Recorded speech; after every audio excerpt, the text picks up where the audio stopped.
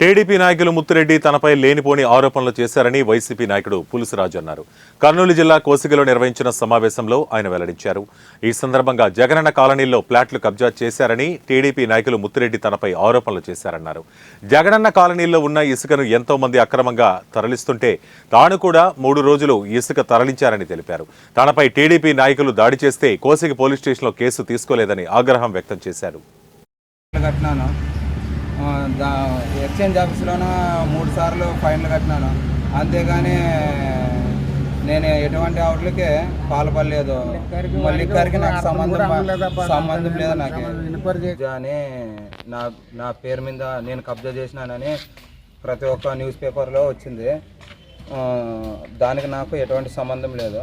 ఆ బండ్లు పాతేటప్పుడు నాకు ఎంఆర్ఓకి సంబంధించినటువంటి వ్యక్తి ఫీల్డ్ ఆఫీసర్ నాకు ఫోన్ చేసి ఇటు బండ్లు పాతేది నువ్వేనా అని నన్ను విచారించినాడు. విచారించిన తర్వాత నాకు ఎటువంటి సంబంధం లేదు, ఆడ ఎవరు పాతున్నారో నాకు తెలియదు, ఎక్కడ పాతున్నారో నాకు తెలియదు అని నేను సమాధానం ఇచ్చినాను. అయితే నేను ఎంఆర్ఓకి రిపోర్ట్ పెట్టొచ్చా అని ఆయన అన్నాడు. సరేలే పెట్టొచ్చా అని నేను చెప్పినాను.